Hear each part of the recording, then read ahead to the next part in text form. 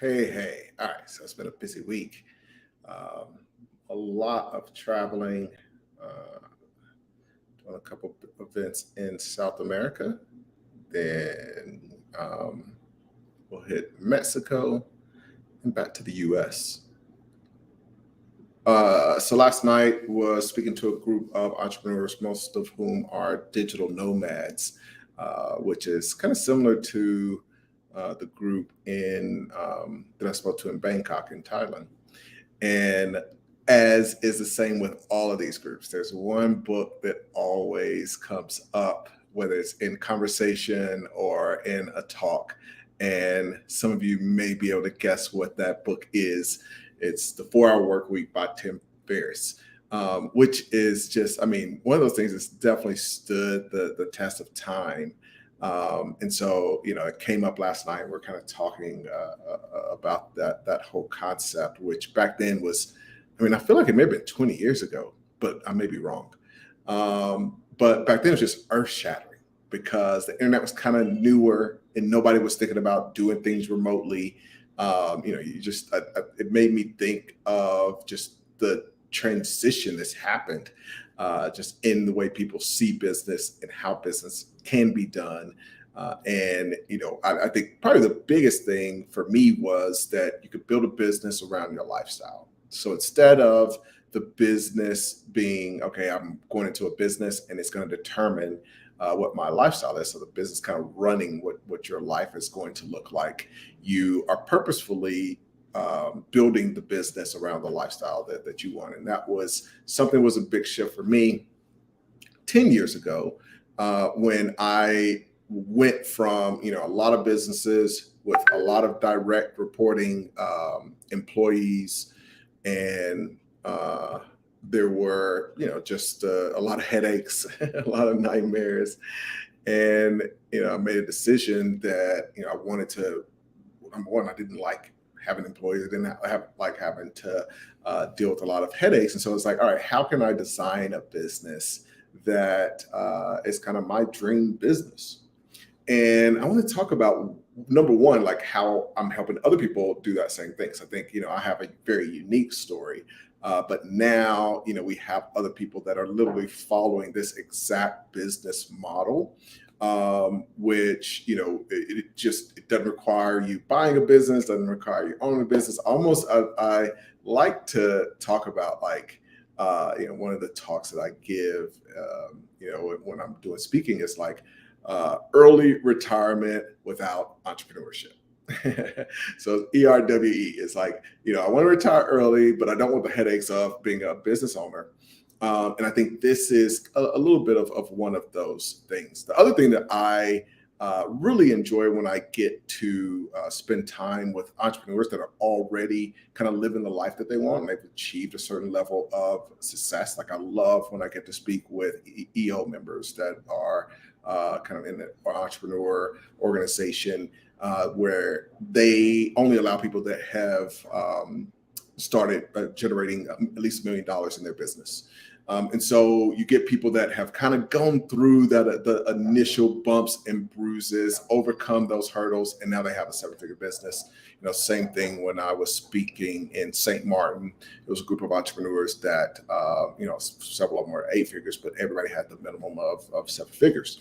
And so one of the things that's cool about that, and it's funny because it's different from the entrepreneurs that haven't hit that point, is a lot of people when they're just an outrageous motorcycle right there. A lot of people when they're getting started, they have these dreams of, oh, I'm going to be a billionaire. I want to have $100 million and just all these like, not crazy, but just those are what they think their dreams are. And then I get to the people that already have $1 million business and they realize like, no, like, okay, I'm more interested in designing things. Like I do want to grow and I want to have a business that's successful, but I want to create something where I've got the lifestyle that I want.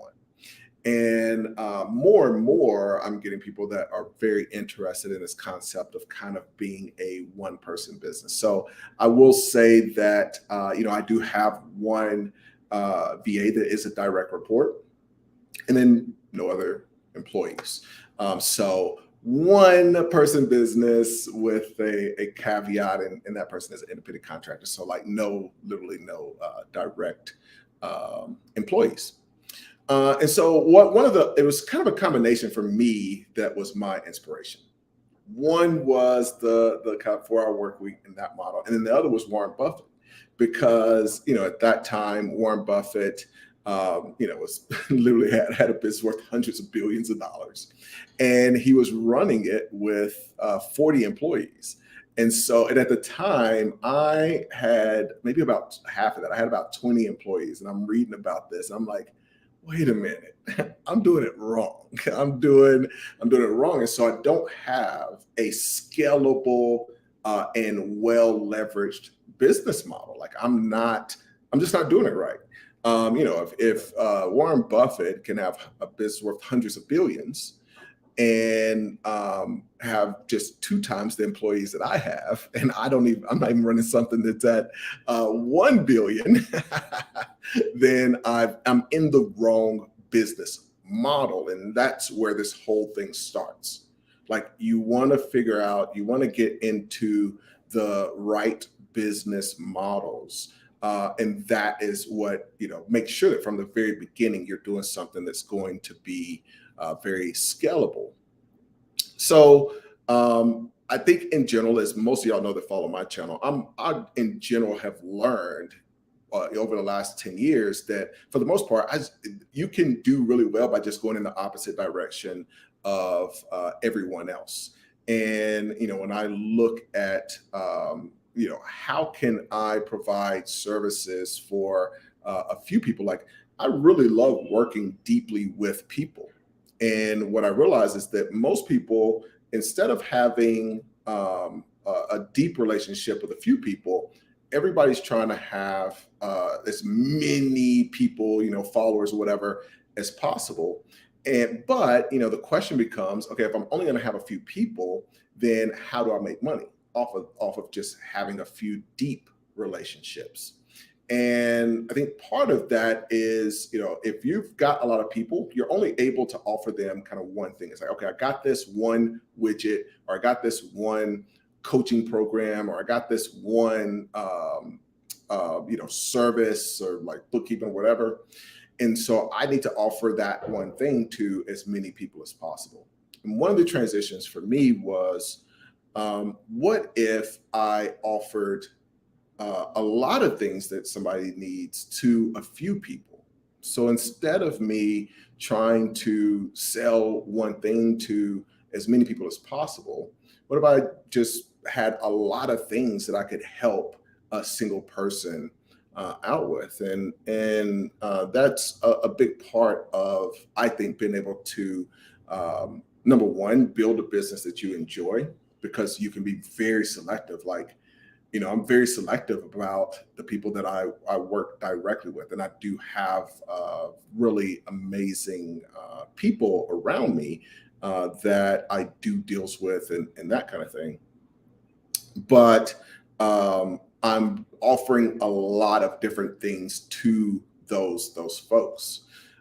So part of that is just, what are you going to offer those people? So I think part of it is you're going to have fewer people and you're going deeper with each of those people, but you want to have things that offer really, really high value. And a lot of the value that you're offering is centered around your expertise. So the first thing that you've got to figure out is, what am I interested in? And can I get a marketable expertise in that thing? So for most people, they just learn about a lot of random stuff. And part of having a marketable expertise is that there's not a ton of people that are trying to get that exact expertise. So for me, obviously, I've got expertise in acquisitions and have been doing it for a long time. The great thing, if you pick the right thing to have expertise in, you should have a lot of different things you can offer people around that expertise. So if you take acquisitions for me, one of the things that I'm able to help people that I want to work with is being able to grow through acquisitions. So if they're already in a business, I help a lot of businesses grow, and it's one of the things that's really, really fulfilling. It's cool to be able to shift the whole trajectory of a business by using some of our tactics, like replacing expenses with businesses. Like every expense that you have in your business, it should be going to a business that you at least have equity in, if not own. And so just some of these different transitions we can make in a business. So it's not just, can I sell somebody something?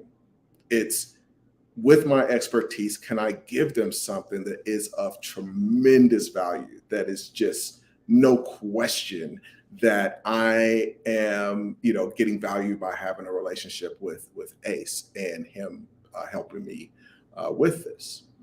The next thing is like financing. We do have an investor, part owner in a business that offers financing to businesses. So if they're going to do growth through acquisition, they're going to need some financing. So that's something that we can offer them. And then at some point, they're going to want to sell. And so if they do want to sell, then we help them exit. Or, I may have a fund that wants to buy them. And then if they're in something like, if they're in the financial advisory business, Fiji will invest in those businesses. And so by, having an association with Fiji, we can do those types of deals. And so there's all of these things that we can offer. And most of those are kind of under, when I'm helping other people kind of create this same one person business. I've just got off the phone with a couple of our folks, which are already kind of hitting the 6-figure mark for this year. They're on an amazing trajectory by leveraging the Good Merger business model, which is that business model. Let me build a relationship with businesses, build a relationship with people who want to do acquisitions, help people exit, help people get financing. And you can have a long-term relationship with a person. It reminds me, one of the concepts comes from, just the origin of investment banks. So if you go back and you look at the original Goldman, which was an individual and a family, and the original Sachs, which, they were kind of a partnership that, back in the old days, it was just totally different. It was, like they married each other's family, the children kind of married each other to really show like, hey, this is a real partnership. That's when you're partnering, is when your family merges. That was one of the mergers that they completed. So, but the cool thing was they just really had relationships with businesses and offered a lot of things with those businesses. Kind of goes to what I was mentioning before, even when I'm thinking about followers. Like if I look at somebody like Goldman Sachs and, they're literally dropping to the bottom line, $20-25 billion of just like, it's one thing to have, like $100 billion a company. Like $100 billion company is outrageous, or $500 billion company is outrageous. It's another thing to drop $20 billion in profit. And so I look at a company like that and I look at their Instagram following, which I think the last time I happened to look at it was like 300,000 followers. And, I have companies with 300,000 followers, and it's like, okay, like they have a better business model. if they only need 300,000, obviously it's not a big part of their business model, but you just realize like there isn't that correlation that we get fed. And so I think the key to all of this is not getting distracted by the biases of kind of what we see and in other people's business models, and understanding that we can design a business model that is around the life that we want to create. And a big inspiration for that reminder is when I get around people, more so when I'm speaking out of the country. So if I'm speaking to a group out of the country, I get more the people that are already getting like, no, like the purpose of business is to fund the life that I want to live. And, when I'm speaking in the US, it's more like, no, like, okay, the purpose of business is to get more and more and more and more. And then eventually they realize like, oh, well, no, like, I don't like my life. Now I've got to try to figure out how to design my life more than try to design a business that's going to grow as quickly as possible. All right, we'll do a couple questions and bounce out of here. It is Friday, and I love that there are some business nerds like me still working. Got my last call in 3 minutes here at 8:30, and the weekend will start for me as well. Let's see. We got Ness Mac Investment LLC. What's up? Thanks for coming in here. Says, hey Ace, I watched you for quite a while, but have yet to reach out. My dream has always been to be a business acquisition company. Are there options for a beginner? Listening to you now. Yeah, so when we're working with beginners, I always recommend that they start with the Dealmakers Institute. I think that's a really great place to start, but definitely reach out. We've got the Patreon that has a bunch of things that prepare you to kind of go to the Dealmakers Institute level. And so that's a low investment place to get started. The LinkedIn went out. It says I was listening to you on the weekend, but it went out. That sucks. It's showing up like we're showing up over there. Awesome. Good deal. Thanks for the live. You are very welcome. Thank y'all for popping in. Check this out. Check out the Patreon. If you're interested in building kind of this one-person business model in the area of acquisitions where you get to kind of gain expertise as you're helping other businesses, be sure to check out goodmerger.com as well. Have a great weekend. Hopefully y'all are making some amazing things happen. There's just endless. I can't tell you all of and these were really amazing entrepreneurs. One guy had a business that at one point was like valued at $85 million. That was at the event last night. So, when I'm talking about some of these things, it's just it is a wide array of size of business. But the most important thing is the money's out there. Whatever you want to do, the opportunity is out there. So I just hope that whether it's working with me or you going out and doing something on your own or somebody else, life is too short not to be living the life of your dreams. Have a great night and a great weekend.